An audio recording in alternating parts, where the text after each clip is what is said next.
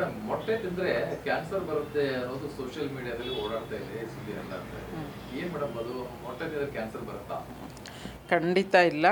ಅದು ಸುಳ್ಳು ಪ್ರಚಾರ ಮಾಡ್ತಾ ಇದ್ದಾರೆ. ಏಕೆಂದರೆ ಯಾವುದೇ ಅದ್ರ ಬಗ್ಗೆ ಅಧ್ಯಯನ ಮಾಡ್ದೇ ಹೇಳ್ತಾ ಇರುವಂಥ ಮಾತದು. ಏಕೆಂದ್ರೆ ಮೊಟ್ಟೆ ನಾವೆಲ್ಲ ಹೇಳೋ ಹಾಗೆ ಅಂದರೆ ಆಹಾರ ತಜ್ಞರಿರ್ಬೋದು, ವೈದ್ಯರುಗಳಿರ್ಬೋದು, ನಾವೆಲ್ಲ ಹೇಳೋಂಗೆ ಅದು ಪರಿಪೂರ್ಣ ಆಹಾರ.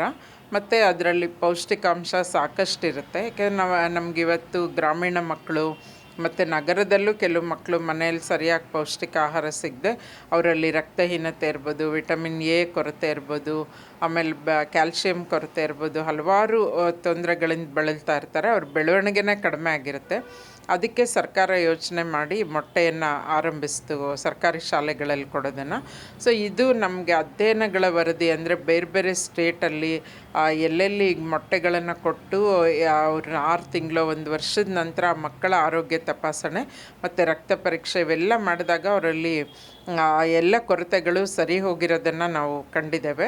ಆಮೇಲೆ ಇಲ್ಲಿ ನಮ್ಮಲ್ಲೂ ಕೂಡ ಕರ್ನಾಟಕದಲ್ಲೂ ಅನೇಕ ಶಾಲೆಗಳಲ್ಲಿ ಮಕ್ಕಳ ಮೇಲೆ ಅಧ್ಯಯನ ನಡೆಸಿ ಮತ್ತು ಅವರ ರಕ್ತ ಪರೀಕ್ಷೆ ಮತ್ತೊಂದು ಮಾಡಿದಾಗ ಅವರಲ್ಲಿ ಇಂಪ್ರೂವ್ಮೆಂಟ್ ಕಂಡಿದ್ದು. ಆಮೇಲೆ ಮೆಮೊರಿ ಆಗಲಿ, ಅವರ ದೇಹದ ತೂಕದಲ್ಲಾಗಲಿ, ಮತ್ತು ಅವರ ಮಾನಸಿಕ ಬೆಳವಣಿಗೆ ಆಗಲಿ ಎಲ್ಲವೂ ಕೂಡ ಆ ಮೊಟ್ಟೆಯಿಂದ ಮತ್ತು ಪೌಷ್ಟಿಕ ಆಹಾರ ನೀಡೋದ್ರಿಂದ ಅದು ಬಹಳ ಅದರದ್ದು ಪರಿಣಾಮ ಬೀರಿದೆ ಅಂತಲೇ ನಾವು ಹೇಳ್ಬೋದು.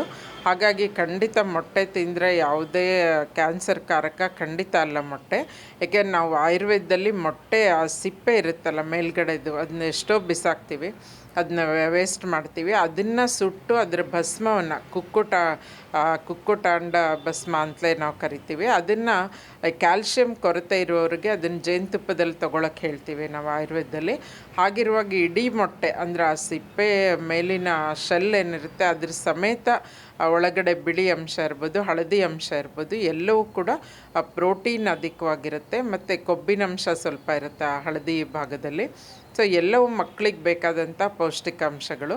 ಹಾಗಾಗಿ ಜನರು ಯಾವುದೇ ಕಾರಣಕ್ಕಾಗಿ ಹೆದರೋದು ಬೇಡ ಮೊಟ್ಟೆ ತಿನ್ನೋದಕ್ಕೆ. ಆಮೇಲೆ ಏನೂ ತೊಂದರೆ ಆಗೋಲ್ಲ, ಅದರಿಂದ ಯಾವುದೇ ಪಾರ್ಶ್ವ ಪರಿಣಾಮ ಆಗಲಿ, ಆರೋಗ್ಯದ ಮೇಲೆ ದುಷ್ಪರಿಣಾಮ ಆಗಲಿ ಖಂಡಿತ ಆಗೋದಿಲ್ಲ. ಎಲ್ಲರೂ ಮೊಟ್ಟೆಯನ್ನು ಬಳಸಿ ಆರೋಗ್ಯವಾಗಿರಿ.